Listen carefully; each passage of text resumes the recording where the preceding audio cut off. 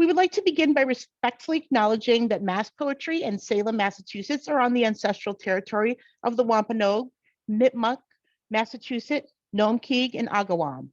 Many other Indigenous communities have lived and moved through this land over hundreds of years, and many Indigenous people work and live in these regions today.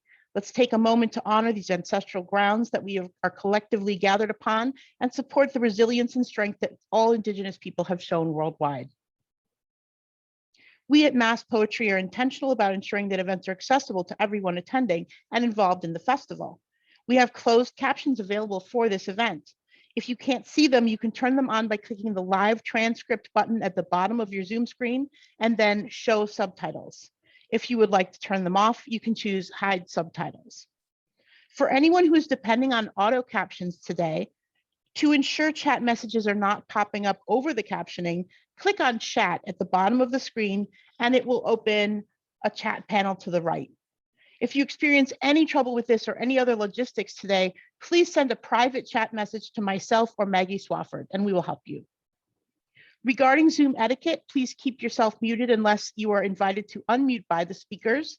There are many ways to interact with each other via the chat and the Zoom reactions buttons, so please feel free to use them as a way to engage. Please be kind and respectful to the event producers and your fellow participants. We will remove participants for discriminatory or harassing comments, and in such cases, participants may be banned from further festival participation. Thank you for your patience, and we hope you enjoy the event.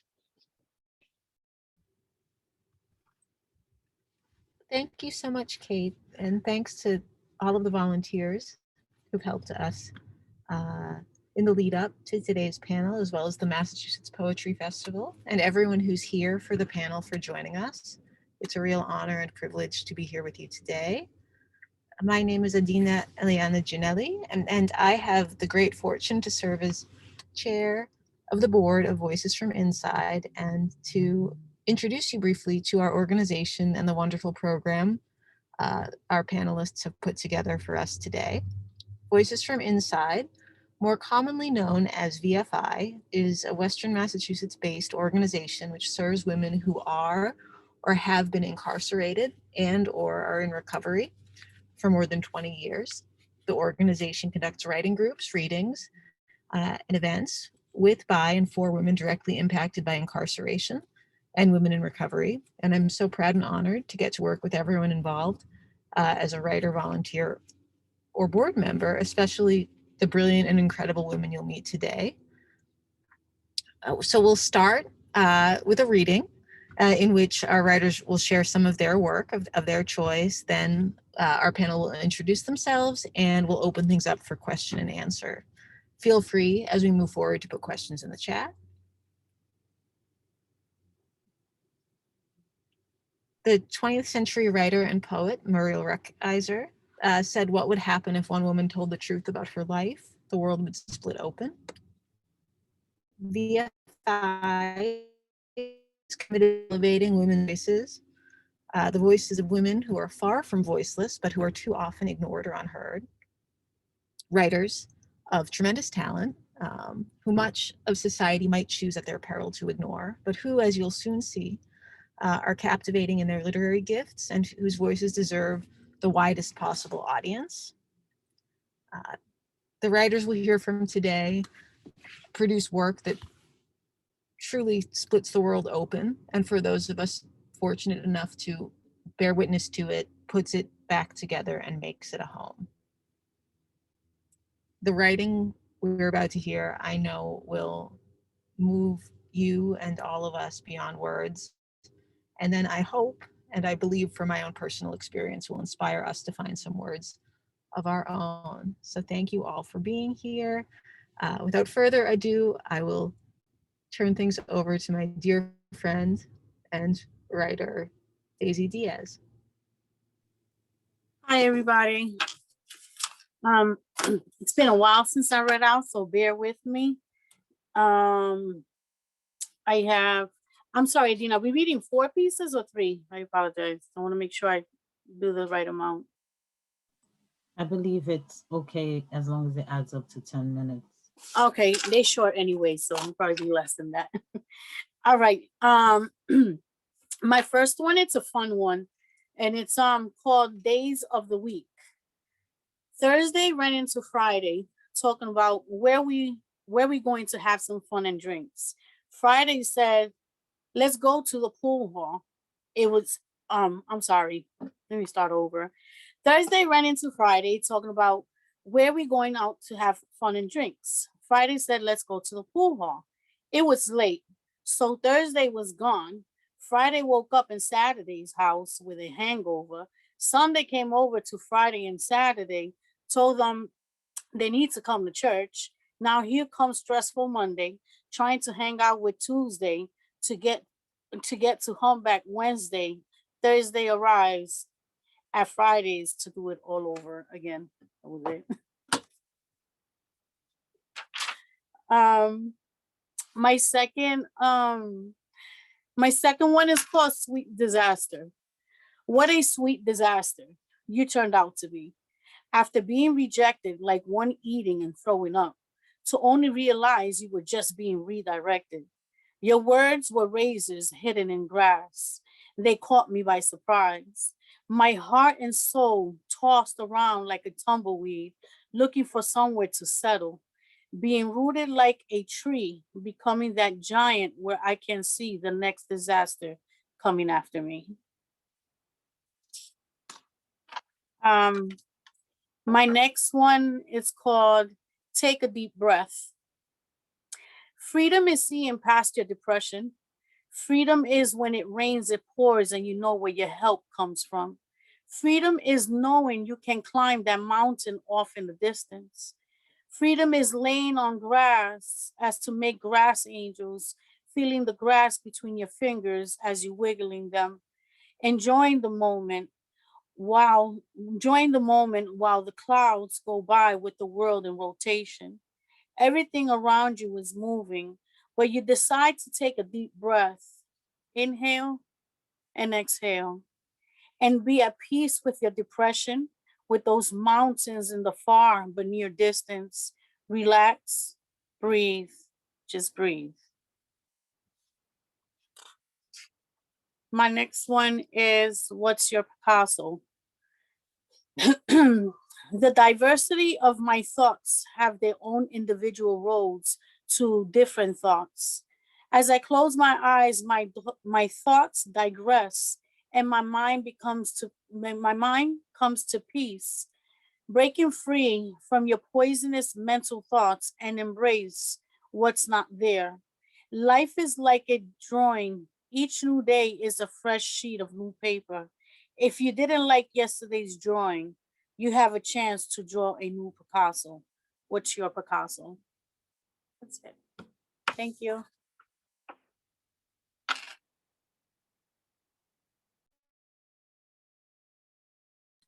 Judy, I believe you are up next. Thank you, Daisy Dukes. Okay, so my first one is called One Day You Finally Knew. One day I finally knew what to do and why I had to after meeting you. You were the one who brought me through. One day I finally knew what it meant to bow down and give thanks to the one that was heaven sent, and he makes and creates in the new. It's like I knew. Without drawing any conclusions at a young age that you existed. But as life went on, I got myself a little twisted. Then one day I grew onto my path and planned without a man beside me because their pride would always override me. So you showed me that all I needed was inside me. One day I finally knew one day I finally knew to whom much is given, more is required. So I cannot get tired. Now I know the difference.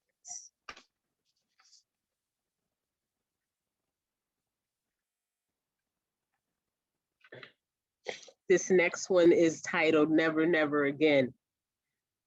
Never, never again will I allow you to win.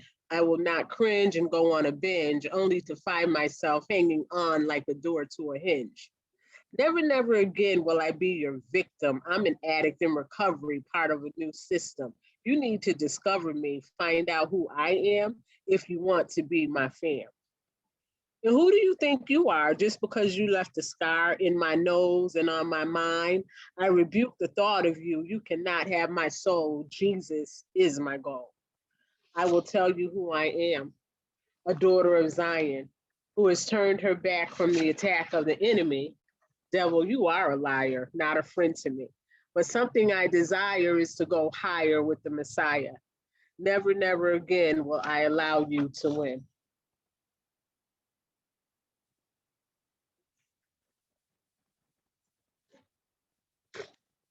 This next one is called Freedom. What is freedom to me? Freedom is I don't need them. All they want me to do is feed them. And their greed made me go bankrupt. Now I'm in a rut. And my gut told me to leave that door shut.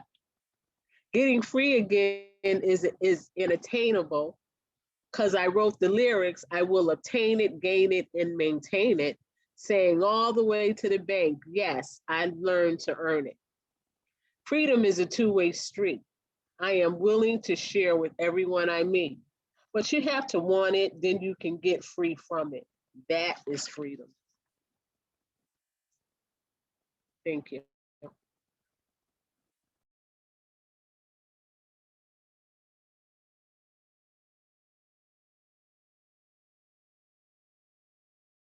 Done, Judy? Okay. I guess that means that I'm next. Sorry, I still had my lozenge because I didn't know you were done. Hi, everybody. My name is Amy Heisen, and I am zooming in from Greenfield, Massachusetts, which I would like to take a moment to honor the fact that this is on the Pecumtuck homelands, and that on May 19th, 1676, the Peskiumscut massacre took place just a few miles from here. And I just want to say how honored I am to be able to live on this land. My first piece is called Epidemic of Death.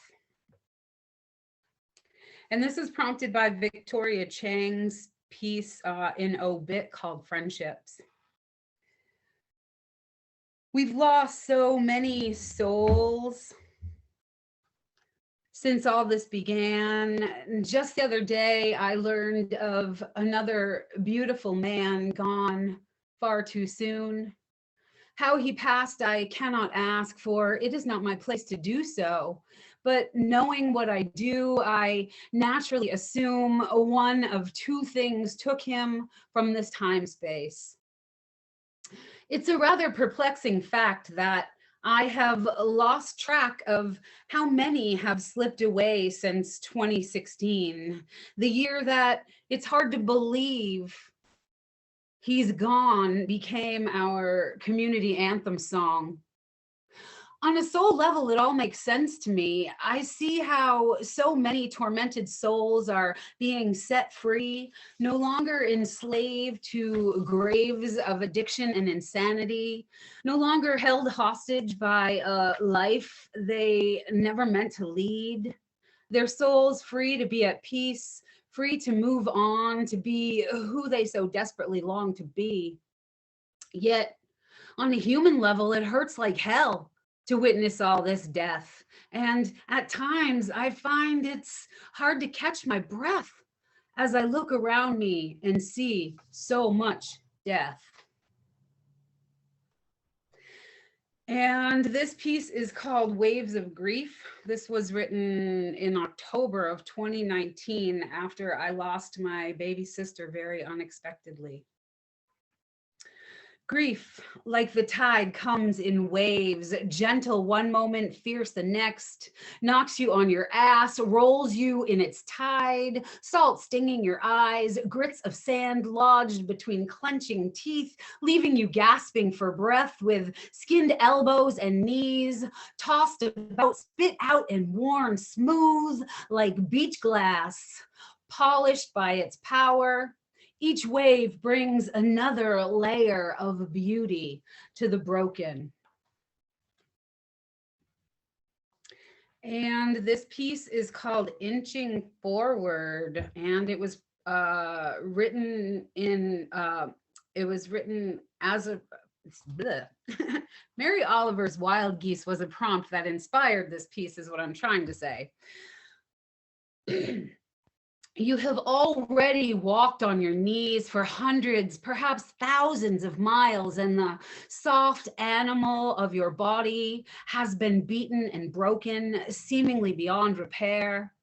Yet here you are, still inching forward, day by painful day, refusing to give up, refusing to give in, refusing to forget the darkness you have seen and known and fed in ways you may wish you were able to forget. But deep down, you know to forget would only lead to your demise. And so you carry on, hearing that same old familiar song, but choosing to change the lyrics in order to disempower demons who once possessed you.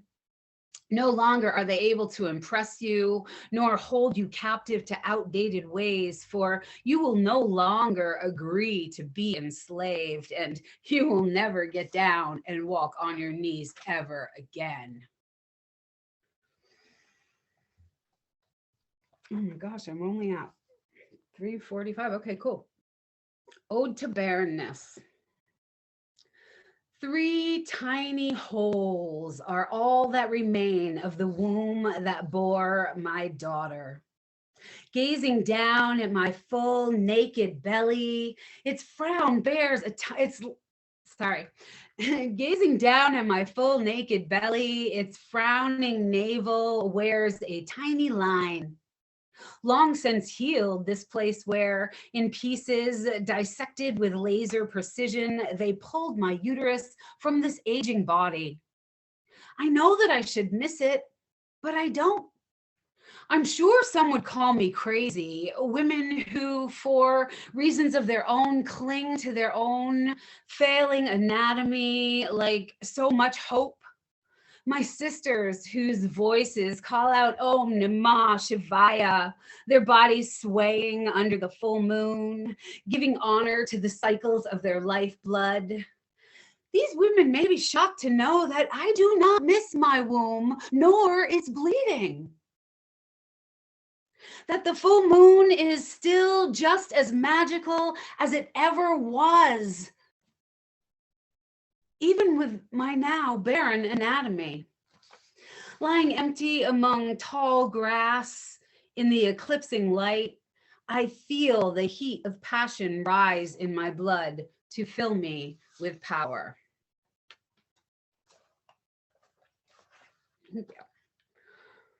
This is called Inauguration Day, and as you may guess, it was written January of this year. And it was inspired by Amanda Gorman's poem, and most especially the line, "And so we lift our gazes not to stand what stands between us, but what stands before us." We have long been intentionally divided by the ties that bind, by the no child left behind notion that placates politicians and admins, but does so little for the actual children. Divided by race, class, and lifestyle choices, those with louder voices taking over those who, through no choice of their own, have lost their way or lost their home. Those who suffer in silence, growing tired of the dissonance of the powers that be, feeling anything but free to be who they were meant to be, unable to see a way out of current circumstances without some kind of miracle or happenstance. How do we, as Amanda Gordon said, merge mercy with might and might with right so that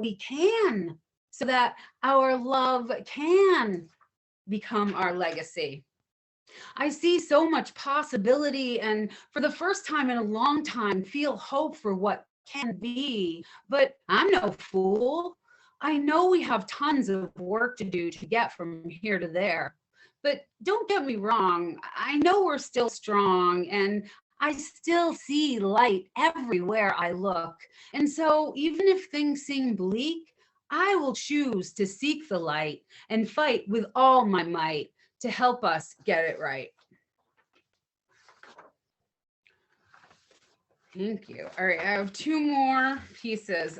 This one is called I Am From Six, because I have a lot of these. And it's a prompt that we often use in VFI, which is George Ella Lyon's poem, Where I Am From. And I've used it many times in the groups that I facilitate, and this is one of my versions. I am from a time gone by when we played in the streets in the heat of summer. I am from Donna Summer and the streets of San Francisco, Edith and Archie Bunker. I am from loud uncles proclaiming thinly veiled racial slurs, from not understanding their words till much later in life.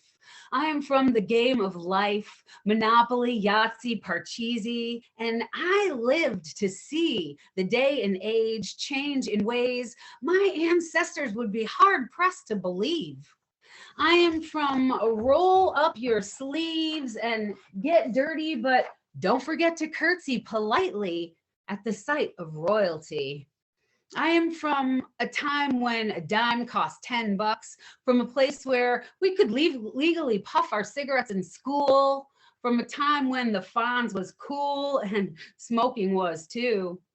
I am from never enough, I want more, from a time before we knew where our garbage goes. From designer clothes at discount prices, I am from life lessons filled with blessings, and a time and place all but erased by where we are today. But what can I say? We've come a long way, but where I'm from, but where I'm from, some things will forever be here to stay. And my last piece is really short. In the company of trees.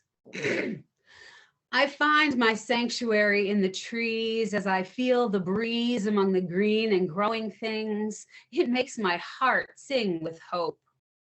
At times when I find it hard to cope, I head for a place where the moss grows long and I can hear the song of the birds and the spring peepers. I keep my eyes peeled for signs of life as all of the strife and worry fades away. I could easily spend all day lost among these gentle giants who ask nothing more of me than to breathe and to see the beauty they exude in exchange for this sanctuary I seek. No matter the season, the company of trees eases my mind, and no matter the day, I find they make my heart and my soul sing whenever I'm amidst their quiet company. Thank you very much, and take it away, Jackie. Well, you are all hard acts to follow. Thank you for your readings. They're beautiful and they always inspire me. I have several pieces, but some don't have titles. This one in particular is called Window Panes. Kids running around this damn house screaming, dogs right behind them. Their screams don't drown out the barking. I'm staring out the window, daydreaming. School assignments are piling, work is stacking, child's father is slacking. Sink full of dishes, still to do, cook, laundry, mopping, sweeping. Unanswered wishes, bathroom door locked. Don't want the kids to hear my sobs or see me weeping. No whining and dining, no one's coming up the wretched tower, no Prince Charming. World has become too heavy to be carried, running in place. Where are you going, mommy? I'm looking out this window for the dreams I've lost, but this is where I'm tarried, unhappy, unfulfilled, and unmarried. You can be anyone you want to be. You can do anything you can imagine. So why you cry, mommy? Baby, I'm trying. Mama's dreams and soul are slowly dying. But even within this gloom, I see the birds are flying, flocking together, coming into formation. Such a freedom and liberation, an affirmation, sort of everything's gonna be all right confirmation. Their wings suddenly filling me with inspiration. Hope is the thing made of a feather. Tomorrow's weather will be much better. Even if it rains, I'll just make sure not to linger by the window. Guess that's why they call them window panes.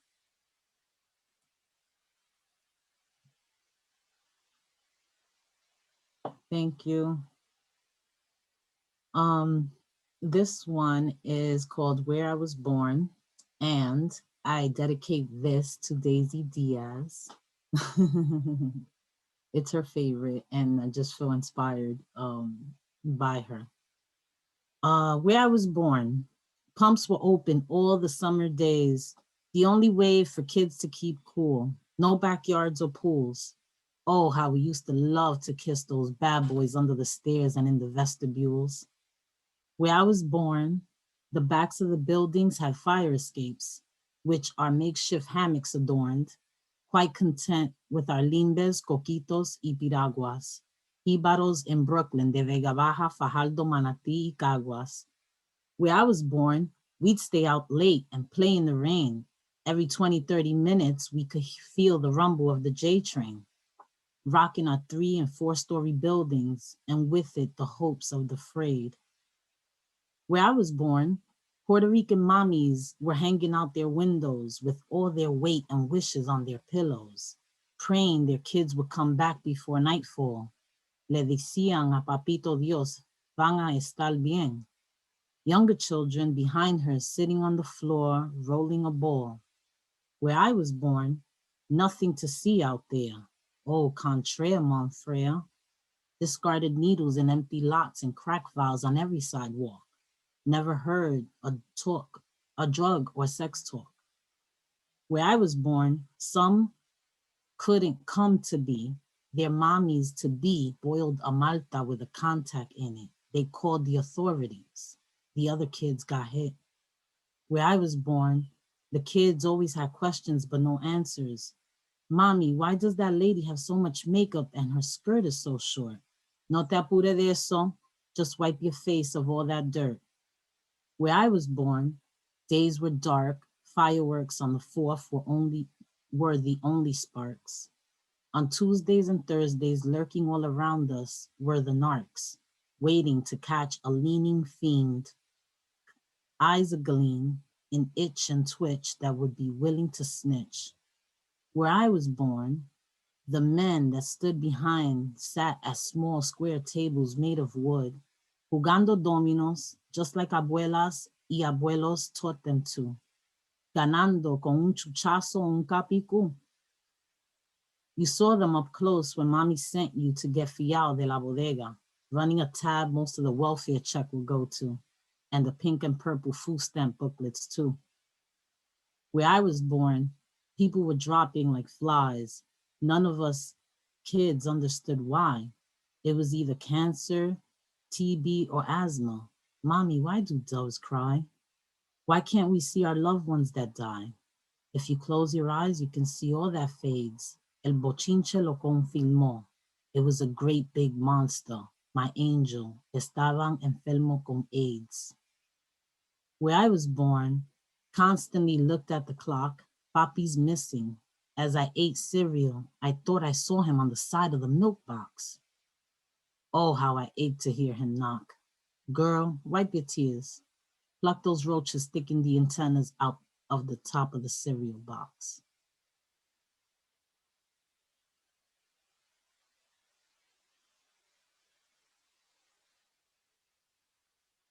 Whew. And I have something else to read. Let me see.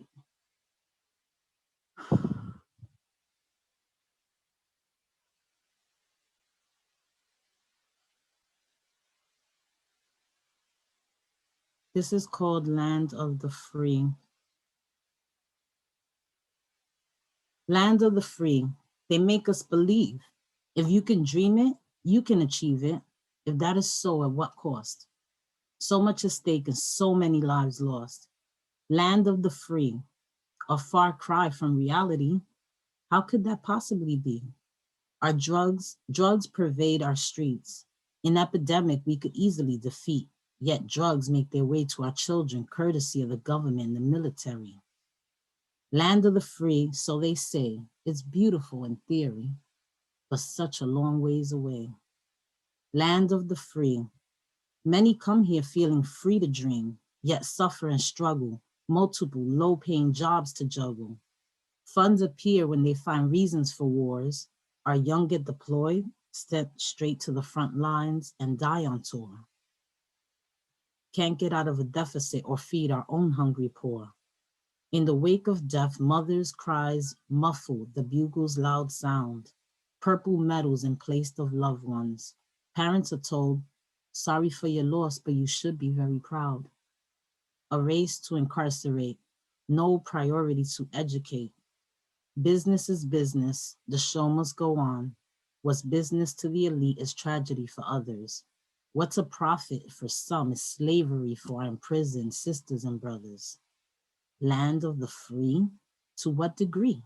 Freedom is far from free. Wouldn't you agree? Thank you. Thank you all.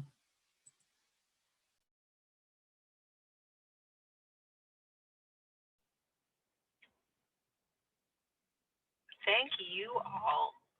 Wow. It does not ever get old, no matter how many times I hear each of you read. Beautiful. So at this point, I think we will open things up for questions. So I'll give audience members a moment to share any preliminary questions or thoughts, feedback or affirmations in the chat. I see folks have begun to do that already. And maybe as we're getting started in the lead up to audience questions, I will ask our readers to start just by introducing anything they might like to share about themselves and or their writing process and or why you write. So you can answer one or more of those things. And perhaps not to put anyone on Front Street, but you can go in the order in which you read. I can say something to what you said, Adina. Great. I write to keep my sanity. It is my therapy. It is my best friend. It is my coach. I've had like very hard times throughout my life, and writing always helped me through that. My process is kind of wacky. Sometimes I could hear a word and love the sound of it and then write a poem around it. I could hear a song and be inspired by a line of the song and draw from it to write something. Or I can look at a painting and generate my own version of what the way I perceive that painting to be, and what it means to me would be very different than probably the actual painter had in mind. But I do write now to kind of bring awareness to a lot of the issues that people of color, Black folk, children, people on drugs go through, that humanizes us in order for people to have compassion and sympathy and love.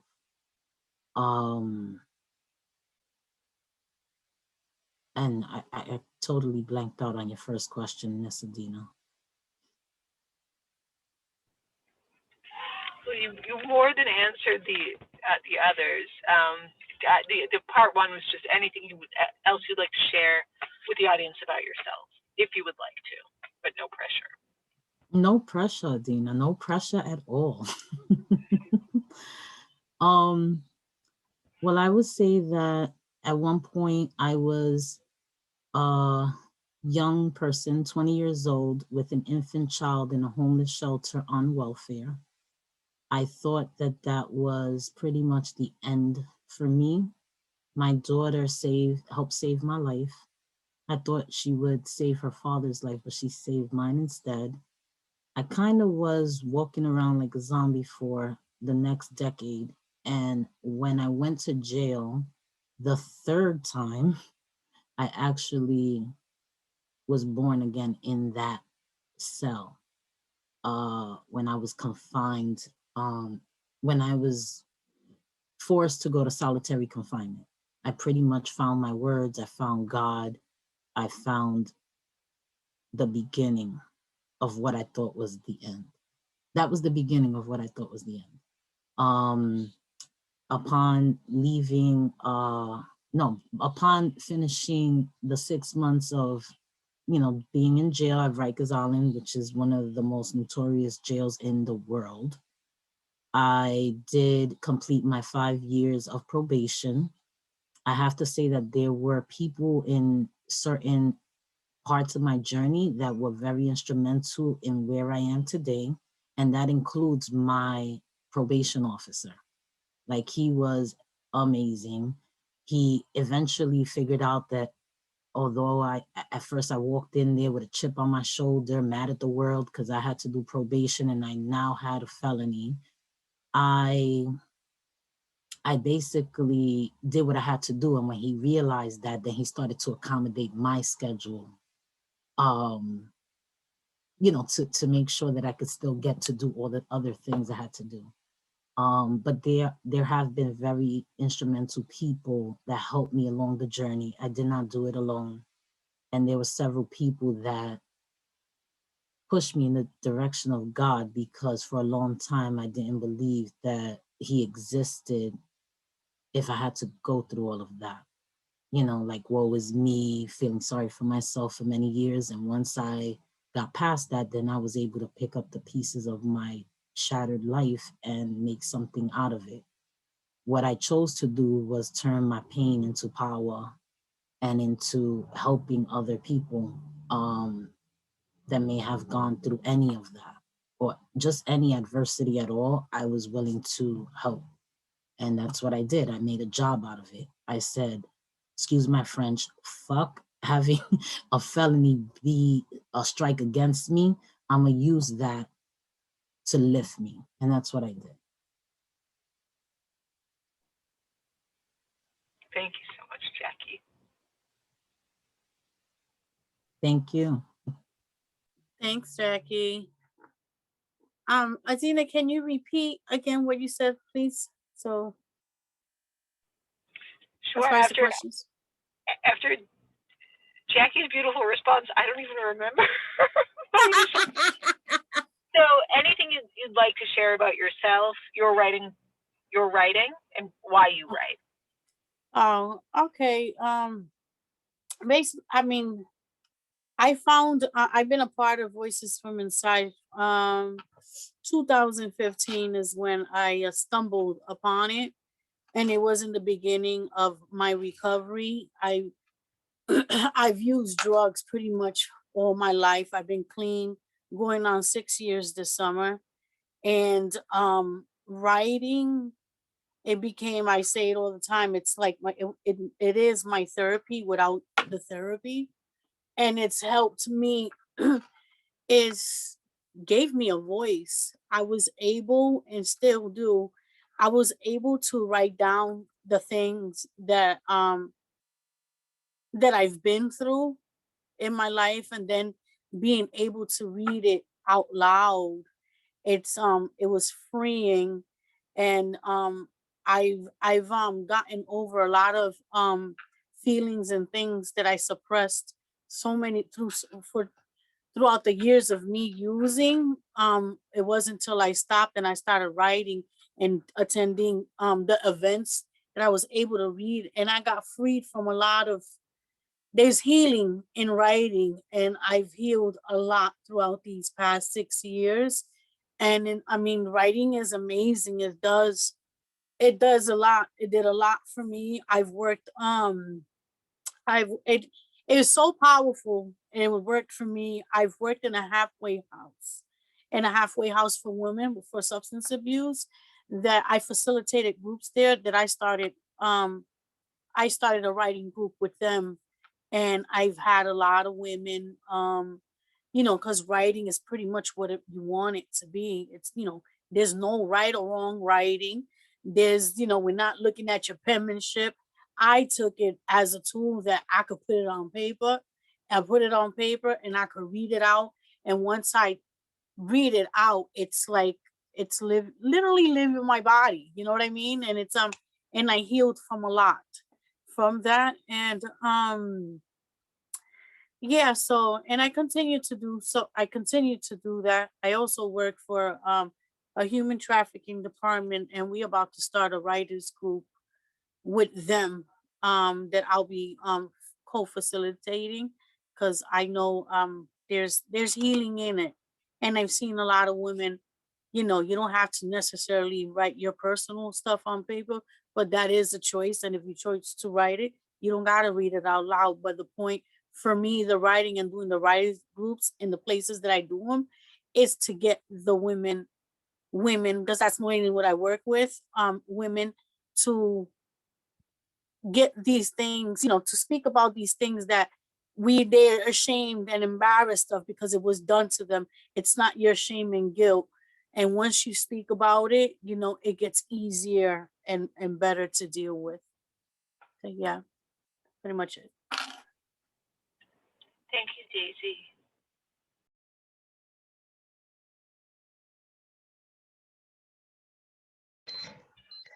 Okay, I guess I'll go next. So my name's Judy. I am an addict in recovery. Wow, I found VFI when I got tired of, quote, church women. And I cried out to God, like, Lord, please, I can't do them. Somebody's gonna get cussed out. And can I have something for me, Lord? And I host a women's outreach ministry group called Spiritual Transition. And these women who seemingly have nothing wrong with them were like coming at me about an agenda that, I got the title from God, what to talk about in the scripture, but you're still coming at me. And it just got me to the point where, you know what, I don't got to do y'all.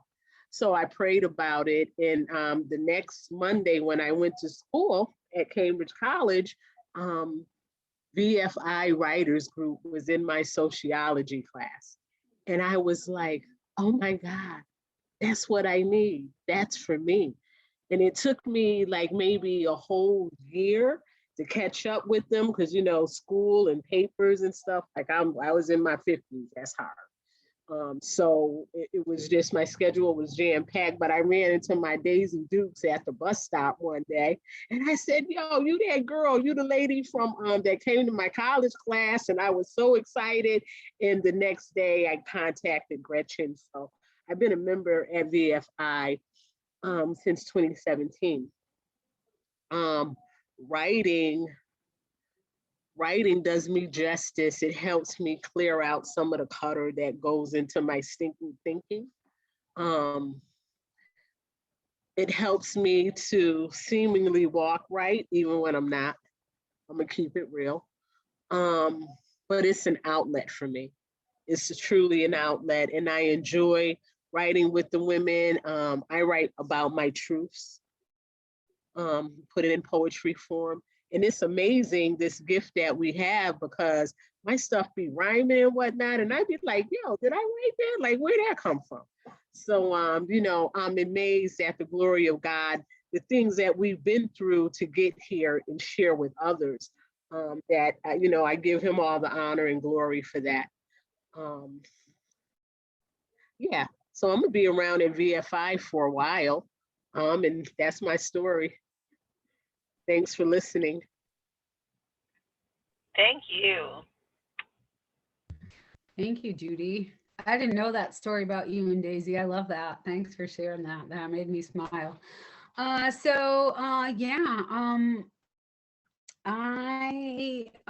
have been a part of VFI since 2017, and I came upon that as I am a woman in long-term recovery from addiction to opiate pain medications, and I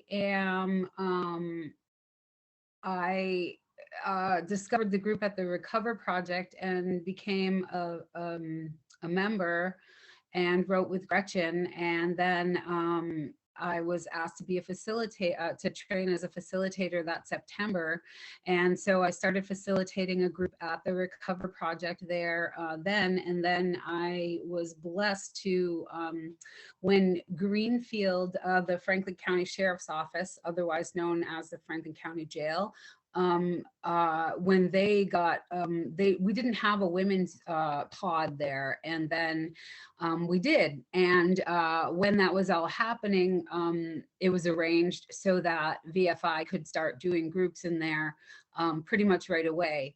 And so I went as the facilitator for the first session of that, and immediately told Gretchen, I really want to be the one who like always stays in this group, because it just filled my heart and soul so much and gave me so much healing. And you know, I feel like it's such a tremendous honor to be allowed to be in a room with women who are in their most vulnerable state, and to be able to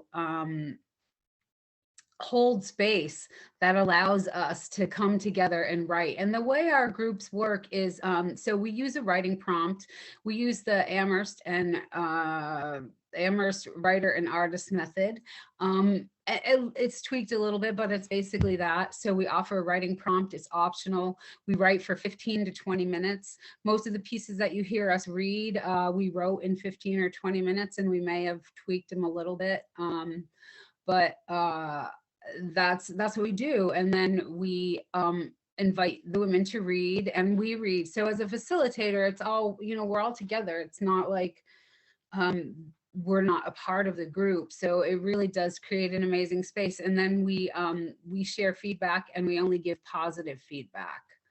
And then we make chapbooks for the group in the jail. We will, after 6 or 8 weeks, we'll create a chapbook with the women's work and give it to them. And I just remember like how incredible it was the first time I received one of those chapbooks as a participant, and then to be able to help create that for the women. And I don't even know, I have like 8 or 10 of them now, 9, 11, I don't even remember. But during the pandemic, obviously that was shut down. And then we were able to maintain, first of all, the larger group, not just the group at Franklin County Sheriff's Office, but the larger group. We were able to maintain Zoom meetings. And for me, that really got me through the pandemic. Like, I don't know what I would have done without these women to write with every week. And you know, I live all alone. So for me, it was like, whoa, this is my family, you know, and we would come together, and the writing that came out of that was just incredible. And then I was blessed in last October to be able to start doing Zoom with the jail again. And I started doing that. And then I'm really happy to announce that the 3rd week of June, I will be fully vaccinated, have my 2 weeks behind me, and I get to go back inside and write with the women. And I'm so thrilled about that.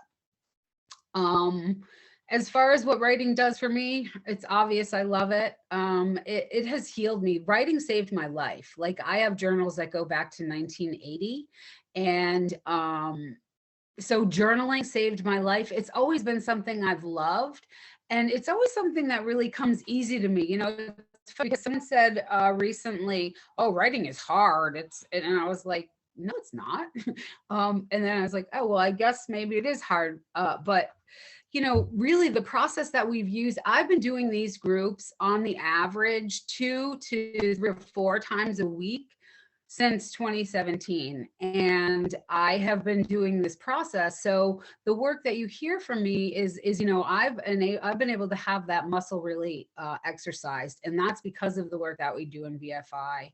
And it's been such a tremendous gift, not only for me in terms of writing, but just in terms of my recovery. Has deepened the service work that I do. For me, that is what's most important, is to be able to give back to my community. That's what keeps me happy and healthy and whole. And the writing is it's a beautiful gift that we share, that we give ourselves, and that we share with the world in what we do with VFI. Thank you so much.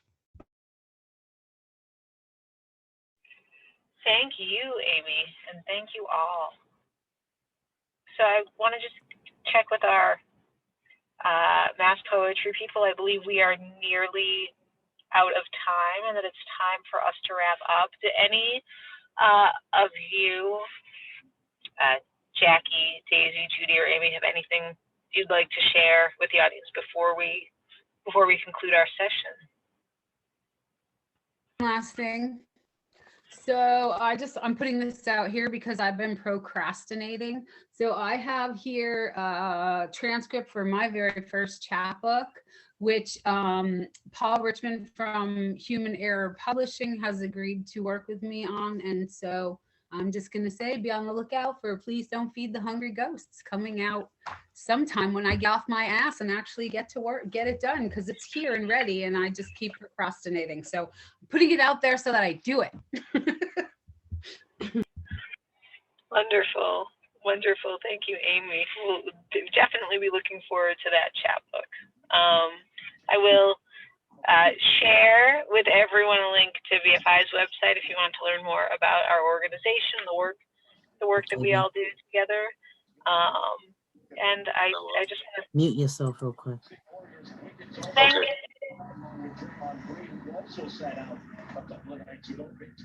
Hi everyone. I actually shared an essay that was published in O Magazine online. I just put the link in the chat. I was searching really quickly, so I'm not 100% sure if that's gonna lead you to it. Yes, it will. So I hope you all enjoy it if you have a chance to read it. And if you have any comments, please leave them on the website. I'm trying to get Oprah's attention, guys.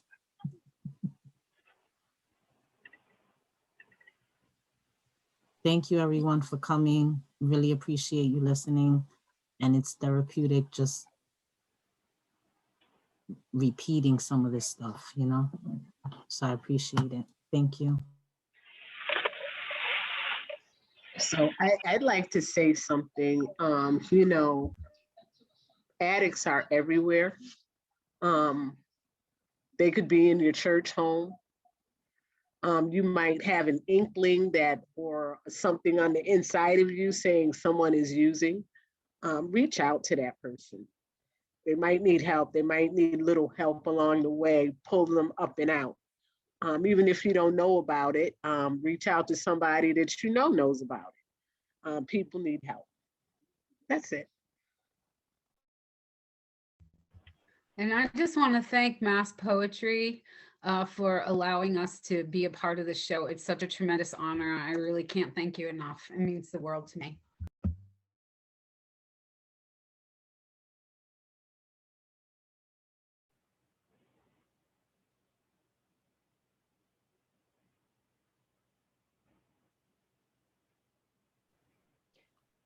Thank you all so much, poets. Again, if you have a website, social links, anything that you want to share so people can donate to you or follow you in your career, that would be great. Please put them in the chat box. Can we get a round of appreciation for our poets?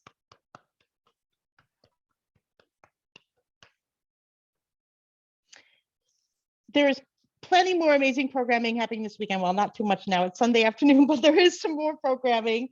So please check out the website if you're interested in attending more events. You can also visit the virtual Small Press Fair, listen to the Improbably audio tour, visit the Ekphrastic Gallery, and more. Please follow Mass Poetry on our social media accounts and sign up for the newsletter if you haven't already. The links are in the chat. Any donations to Mass Poetry go to support not just the festival, but year-round poetry programming. Thank you all so much for coming to this event, and we hope to see you again soon.